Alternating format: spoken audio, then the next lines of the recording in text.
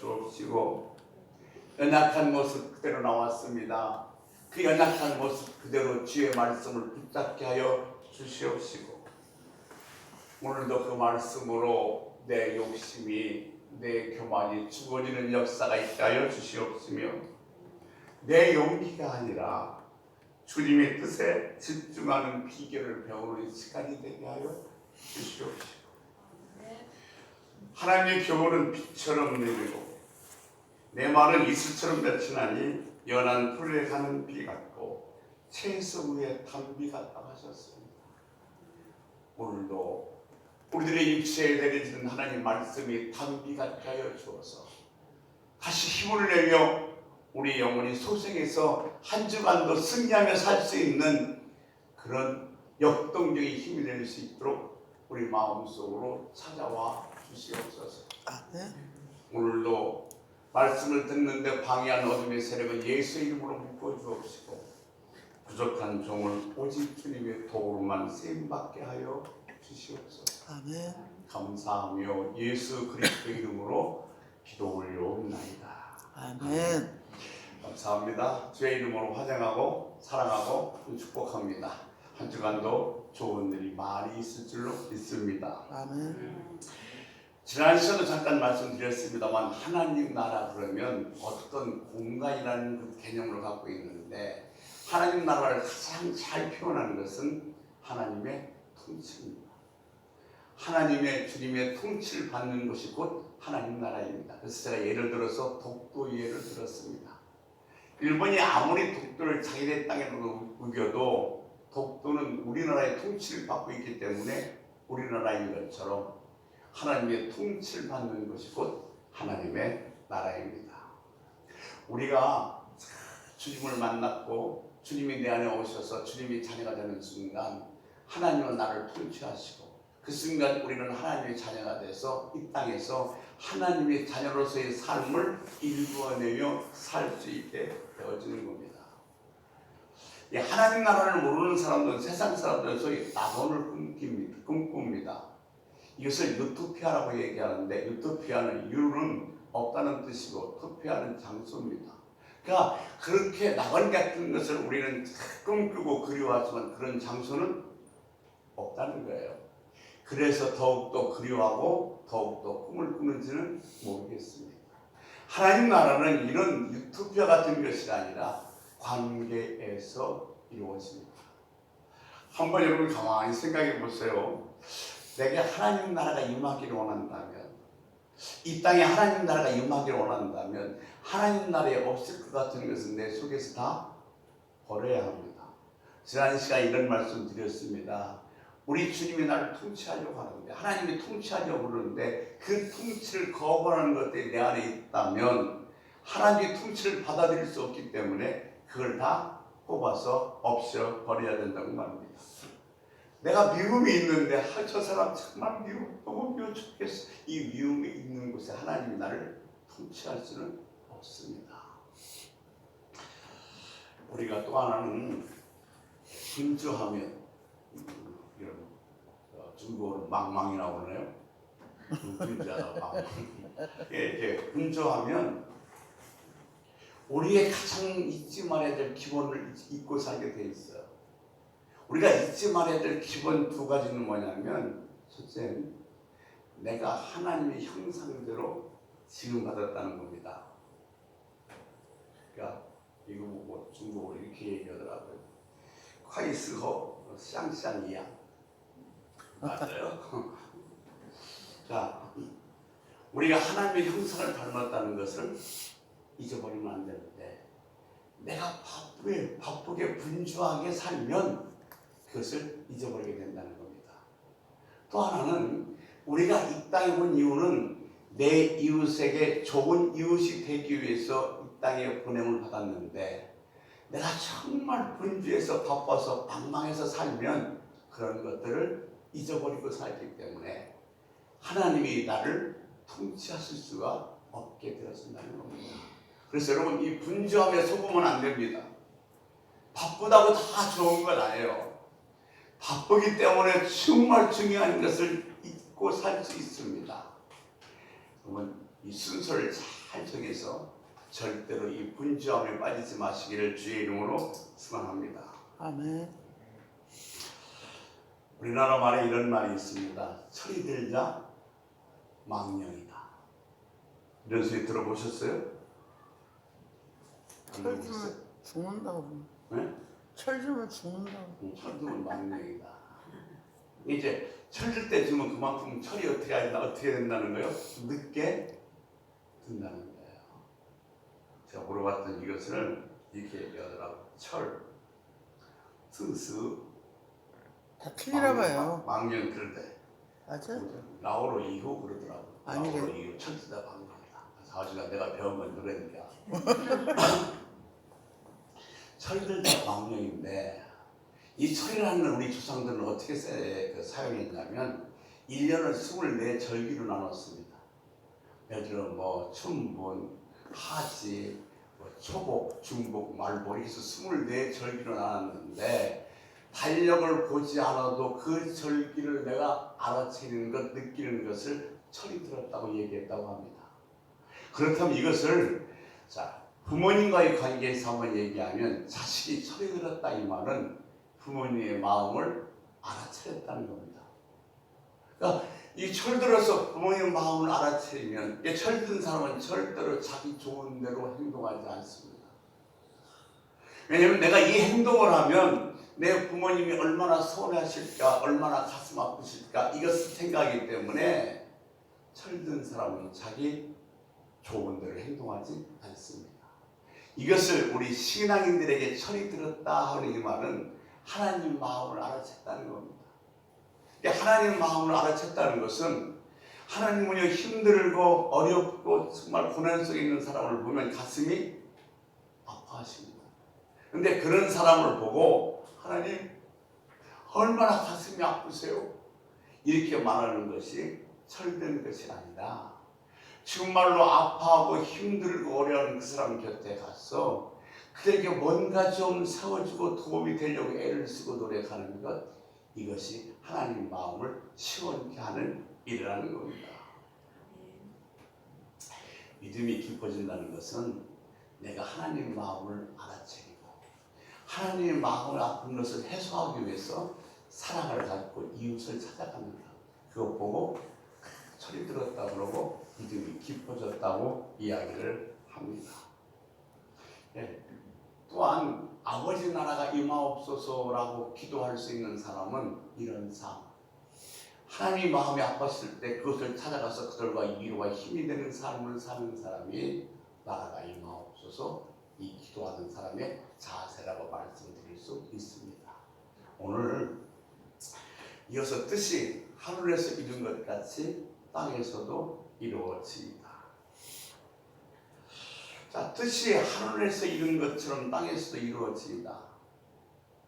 그러면 반대로 이것을 좀 역설적으로 얘기하면 하나님의 뜻이 이 땅에 충만하게 이루어졌다는 거예요? 이루어지지 않았다는 겁니다. 나도 안 쓰래요? 이루어졌다는 얘기죠. 예, 하나님의 뜻이 이 땅에 충만하게 이루어지지 않았기 때문에 하나님은 하늘의 뜻이 이룬 것 같이 땅에서도 이루어지다는 이 기도를 우리들에게 요청하신 줄로 믿습니다. 그런데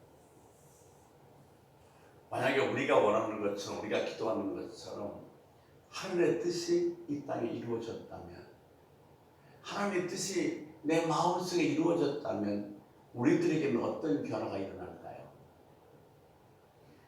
우리는 참 많은 걸 포기해야 됩니다.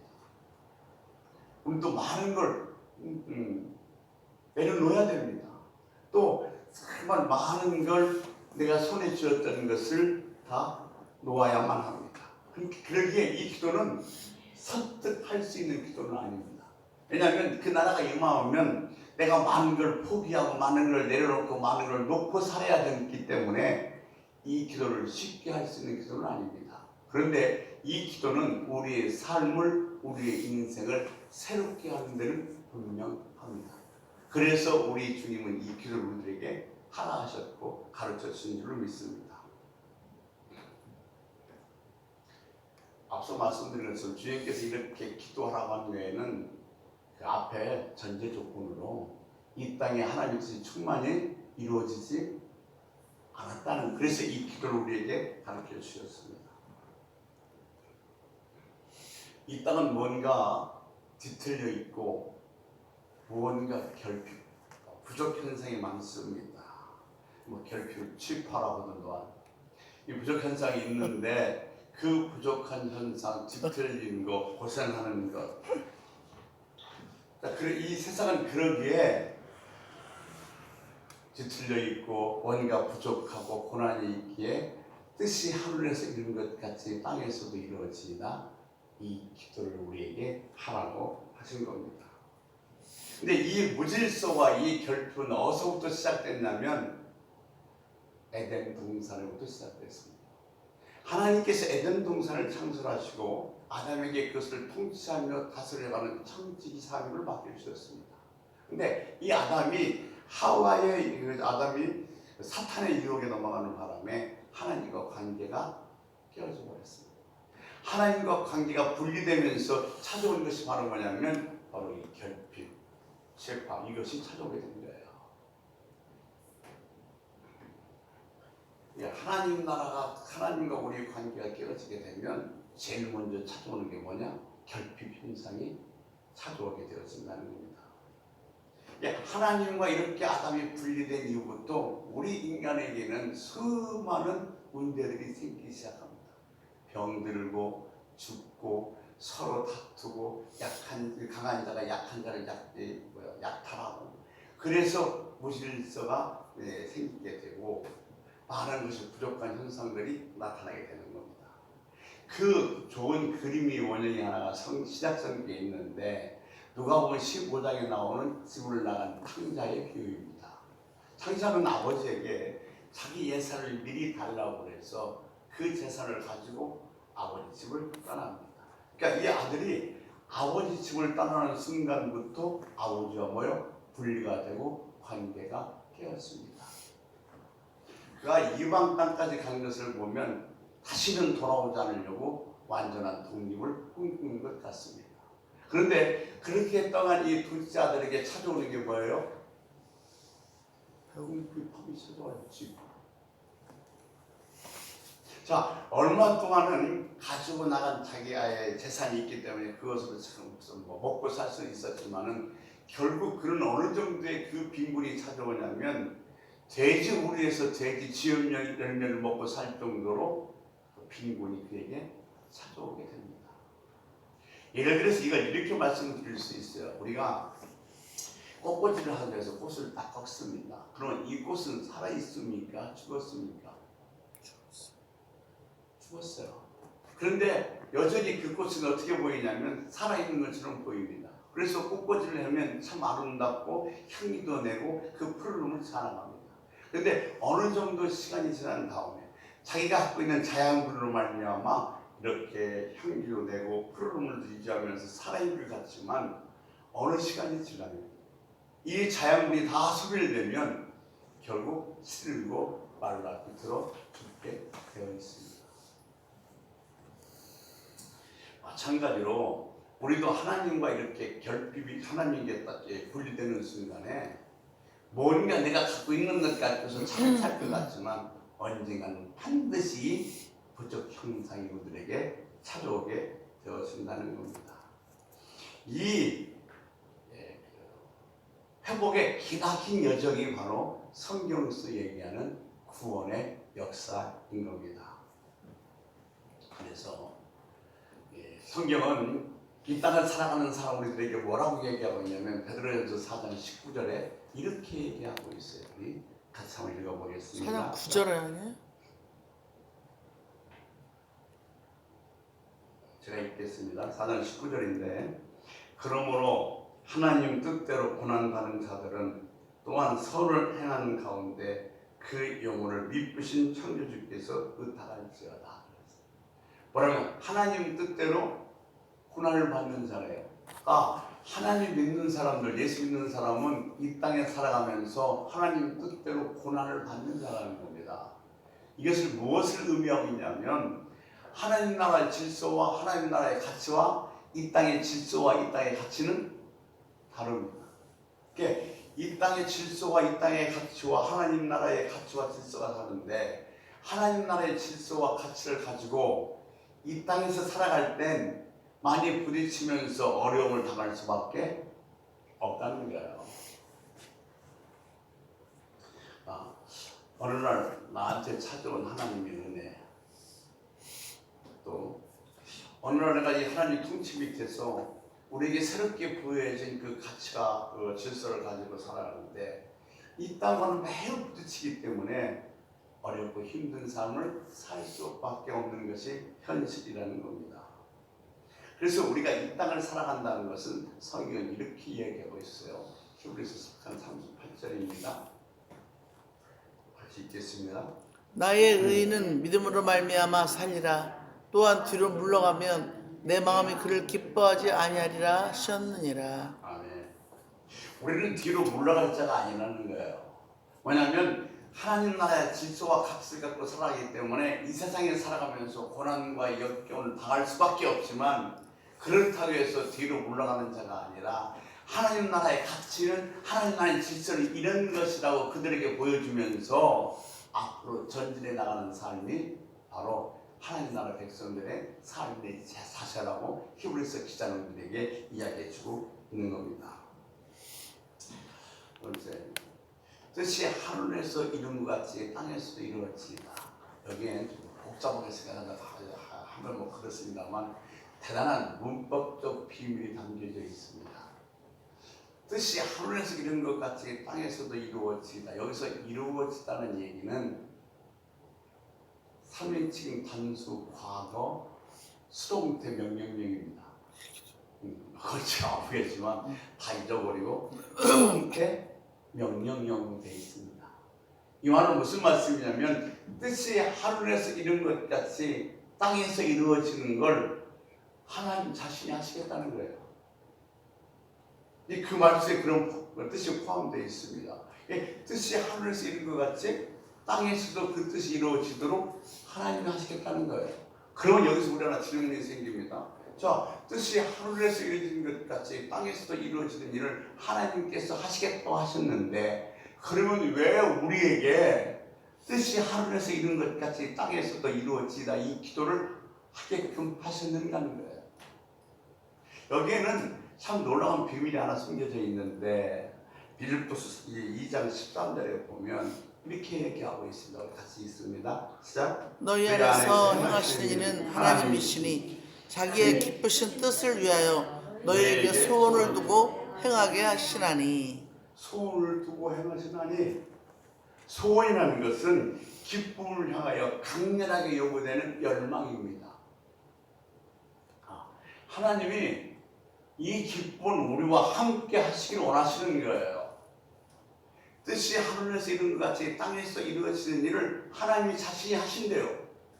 근데 그 일에 우리가 뭐요? 함께 하시고 싶은 것이 하나님의 소원이라는 거예요.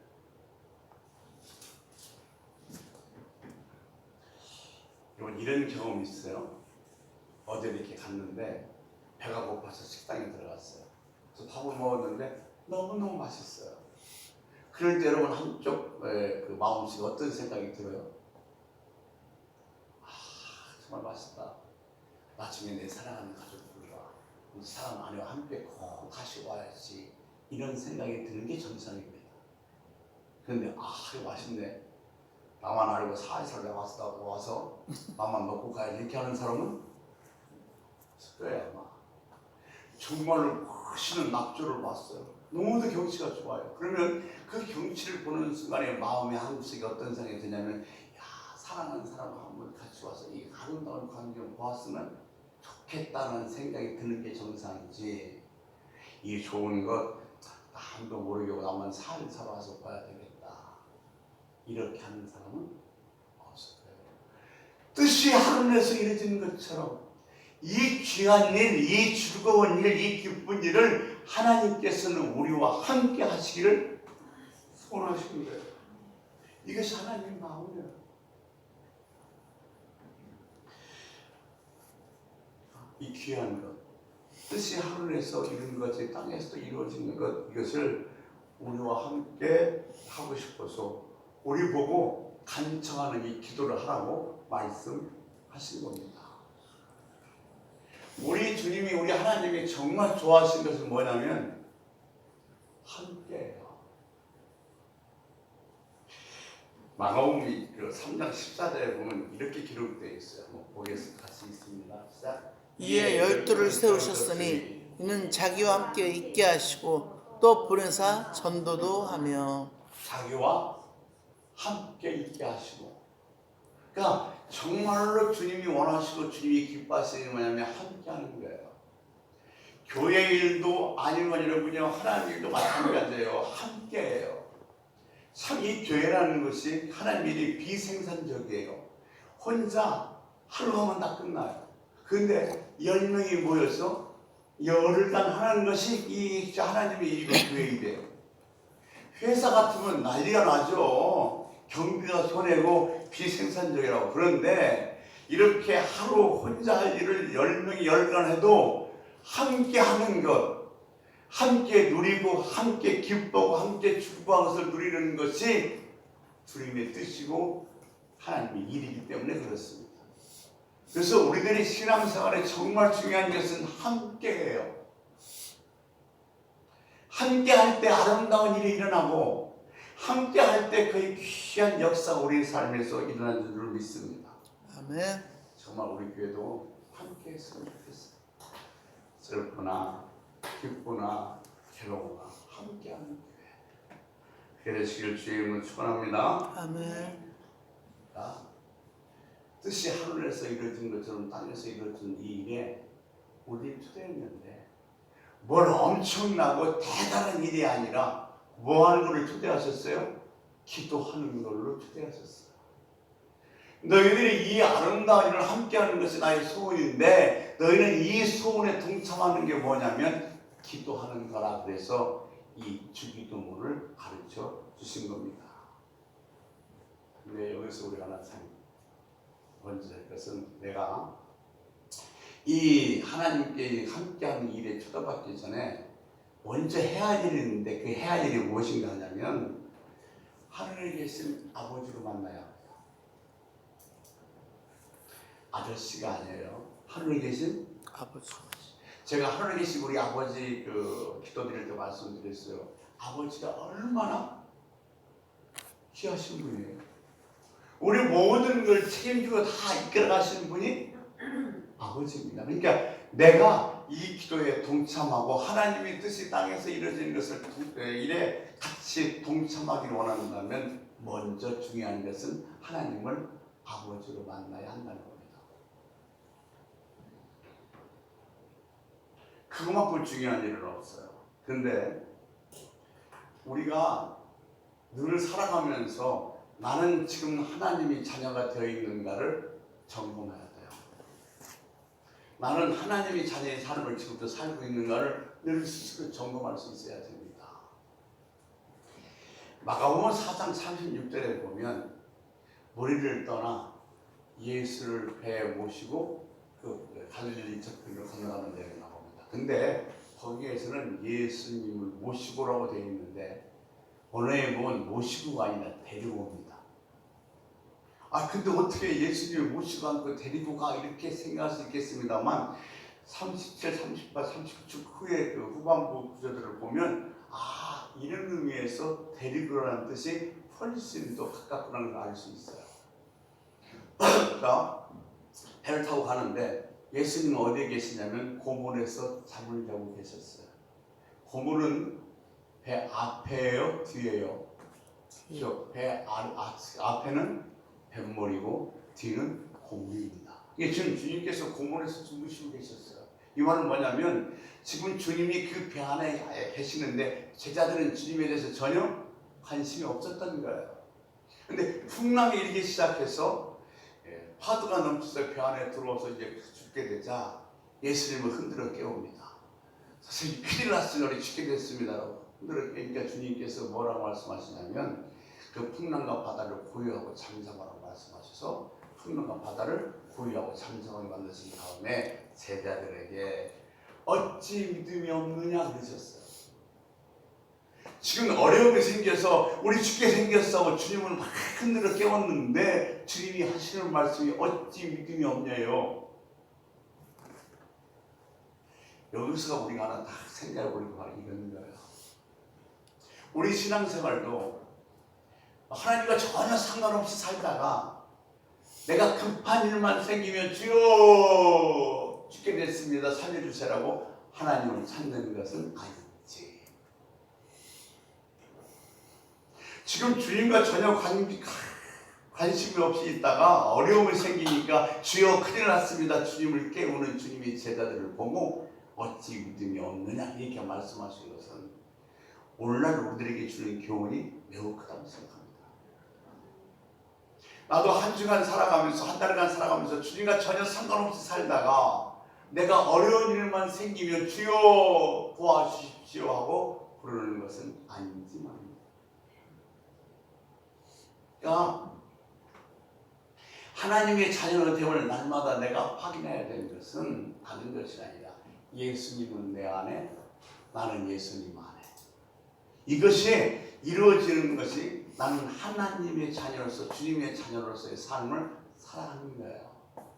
그러니까 여러분 한번 생각해 보세요. 나는 지금 정말로 내 안에 주님, 나는 주님 안에 이렇게 교통하는 삶을 살고 있는가? 아니면 그냥 전혀 상관없이 살다가 필요할 때만 주여 부르는 것은 아닌지 늘 우리는 확인해 보아야 됩니다. 나는 하나님의 자녀가 되어 있는지를 말입니다. 주님께서도 기도하라고 하라고 하신 또 하나 이유는 뭐냐면 성경에서 두 가지 원리를 들어보겠습니다.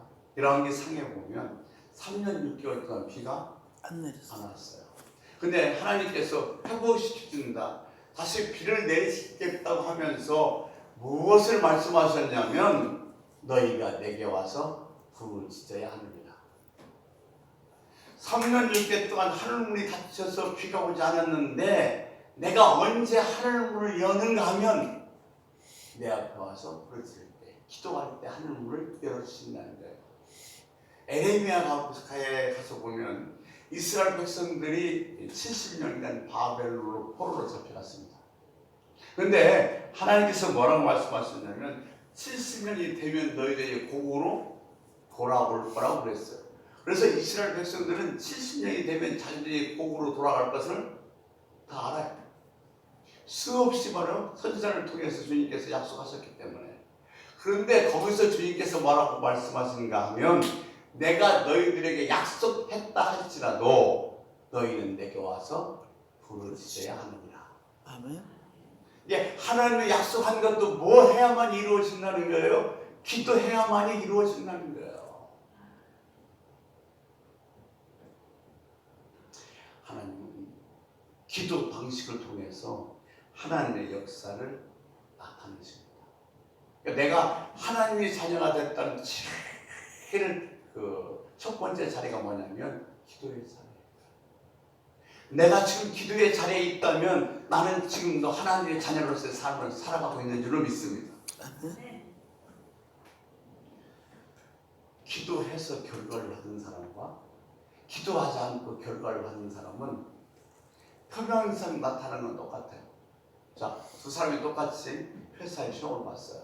근데 한 사람은 정말 열심히 기도하면서 하나님 나 도와주셔야 됩니다. 이번에 어렵습니다 했어요. 근데 한 사람은 그냥 기도 없이 시험을 봤는데 두 사람 다 합격했어요. 그러면 표면상 겉으로는 두 사람이 합격한 것은 똑같습니다.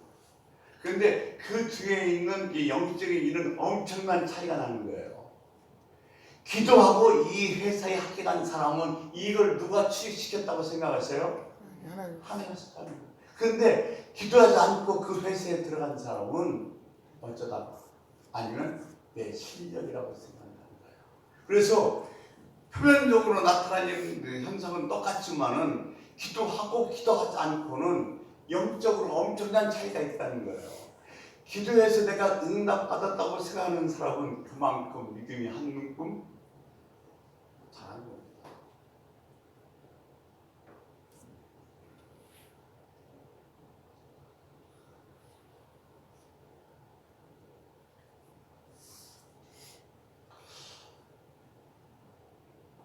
집을 나간 한 둘째 아들이 언제 회복이 되냐면 집으로 돌아오면 돼요. 그러니까 우리가 정말로 하나님과 관계가 회복될 때는 언제냐면 기도의 자리에 앉을 때 하나님 관계가 회복되는 줄로 믿습니다. 아멘. 누가복음 16장에 보면 키가 작은 삭개오가 나와요. 세리장 삭개오. 그가 예수님을 보러 왔다가 예수님이 안 보이니까 뽕나무 위로 올라갔어요. 이 삭개오가 예수님을 맨 처음 만난 장소는 어디냐면 뽕나무 위입니다. 그것은 지금 삭개오가 어떤 삶을 살아왔는지를 잘 보여주는 그림 언어예요. 그는 키가 작기 때문에 그런지는 모르겠지만 정말 악착같이 살아서 세리장까지 되었습니다. 거기까지 올라갔지만 마음은 공허하고 허전해서 뭔가 견딜 수 없는 이런 무력함을 느끼는 거예요. 그때 주님께서 삭개오를 보고 맨 처음 하시는 말씀이 뭐냐면 내려오너라. 너 거기서 그렇게 발버둥 치면서 이게 고독하면 그렇게 살 필요 없어. 놓고 내려와. 내가 오늘 밤 너희 집에 유하여야 되겠다. 그래서 주님께서 삭개오의 집 가서 하루를 묵습니다. 그런데 어떤 현상이 일어나냐면 그 순간에 삭개오에게 그리스도의 통치가 이루어집니다. 완전히 바뀌어버리는 거예요. 그렇게 악착같이 재산을 모았는데 자기 재산의 절반을 가난한 사람에게 나눠주고 토색한 것이 있으면 4배나 갚겠다고 얘기해요. 뜻이 하늘에서 이룬 것처럼 땅에서 이루어지옵소서. 뜻이 내 마음에도 이루어지옵소서. 하나님의 뜻이 내 마음에 이루어지기를 원한다면 우리는 정말 상당히 많이 있었던 것들을 포기하고 내려놓아야만 할 것입니다. 그리고 그래 어떤 일이라도 하나님의 뜻에 내가 순종해야겠다는 것을 결단해야만 할 것입니다. 뜻이 하늘에서 이루어지는 것처럼 땅에서 이루어지는데 그것을 하나님이 하시겠다고 그랬고 그 일을 우리와 함께 하시기 원한다면 도대체 그 하나님의 뜻이 하늘에서 이룬 것 같이 땅에서 이루어지는데 그 하나님의 뜻이 무엇인가를 아는 것은 너무너무 중요합니다. 그 뜻을 요한복음 4장 34절에 이렇게 기록되어 있습니다. 같이 한번 읽겠습니다. 시작. 예수께서 이르시되 나의 양식은 나를 보내신 이의 뜻을 행하며 그의 일을 온전히 이루는 이것이니라. 아멘. 아멘. 예수님께서 사마리아에서 우물가에 앉아 계실 때 제자들이 동네로 먹을 것을 얻으러 갔다가 먹을 것을 갖고 돌아올 때에 예수님이 제자들에게 하신 말씀입니다. 나의 양식은 나를 보낸 이의 이루는 거다. 양식이 뭔지 아시죠? 말씀. 당스. 근데 그 말씀이 뭐냐면 양식이 뭐냐면 우리는 양식이 또 먹는 걸 생각하죠. 근데 먹으면 뭐예요? 근본적으로 먹으면 힘이 나는 거예요.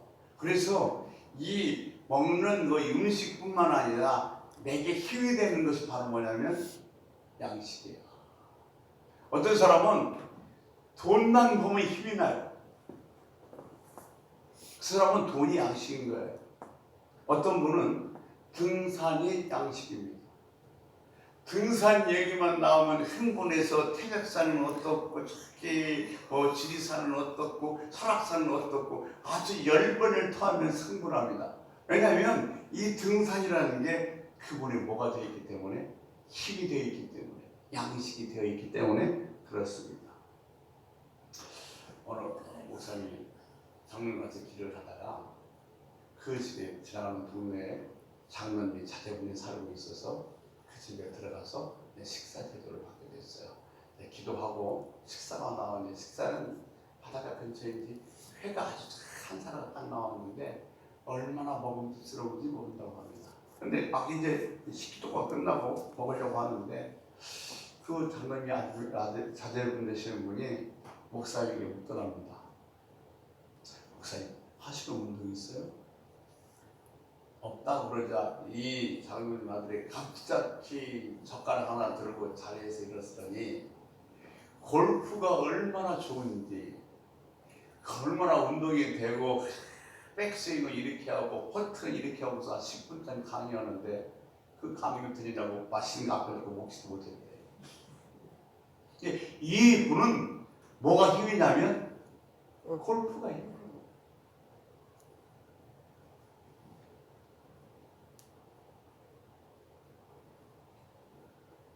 그러면 예수님의 양식은 뭐예요?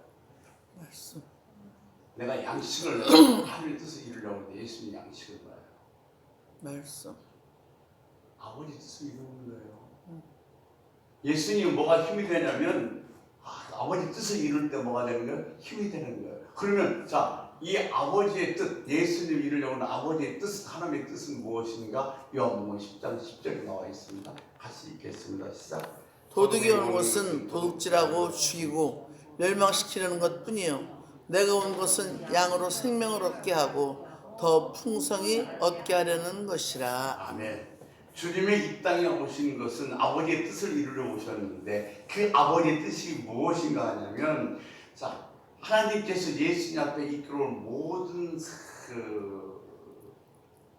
사람들이 그 생명을 더 풍성하게 만드는 것이 이 하나님의 뜻인 거예요. 예, 주님은 그 뜻을 이루려고 이 땅에 오셨다고 말씀하고 계신 겁니다. 그러면 이것이 하나님의 뜻이 분명하다 한다면 이 기도 뜻이 하늘에서 이룬 것 같이 땅에서도 이루어지리다. 이 기도를 하는 사람은 다른 사람의 생명을 풍성케 하는 삶을 살아야 된다는 거예요. 예를 한번 보겠습니다. 노숙자가 있어요. 노숙자를 보면서 여러분 어떻게 하세요? 하나님 감사합니다. 나는 저런 노숙자가 되지 않게 해주어서. 하나님 기뻐하시는 아닙니다. 하나님 보실 때 저들을 볼 때 얼마나 가슴 아파하십니까? 그래서 그 자리에 내려가서 그들에게 뭔가 힘이 되고 보탬이 되고 세워주는 일을 하는 것, 그것이 바로 하나님의 뜻을 이루기를 원한다는 기도하는 삶의 자세인 겁니다. 자, 하나님께서는 지금 우리 앞에 있는 많은 사람들에게 우리가 구원의 통로가 되기를 원합니다. 이것이 주님의 뜻을 이루어드리는 거예요. 내 앞에 있는 많은 사람들에게 예수 믿게 해서 구원의 통로가 되는 것.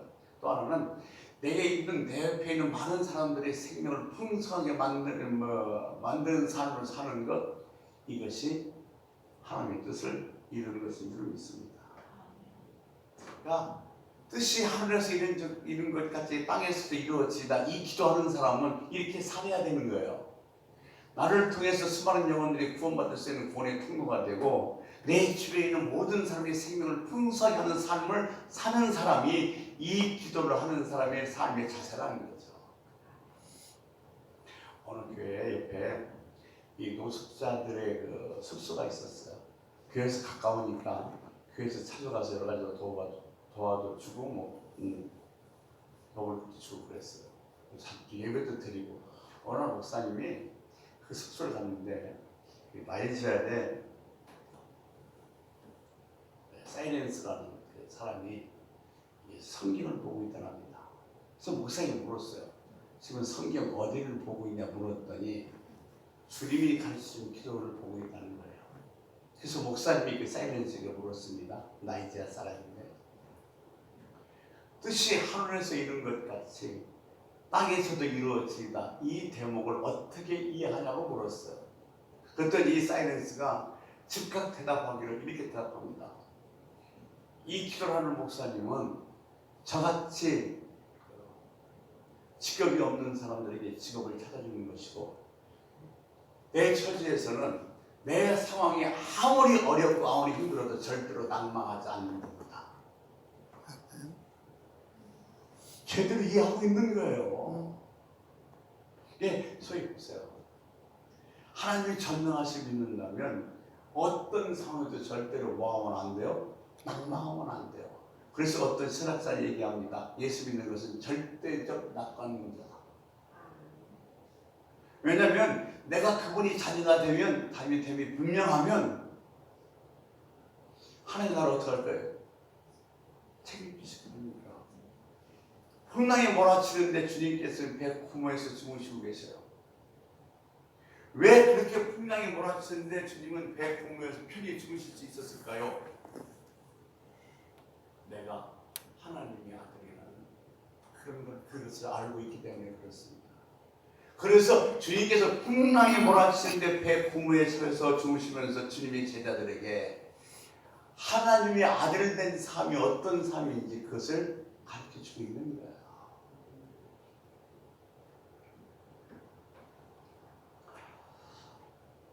우리는 성실하다고 얘기하죠.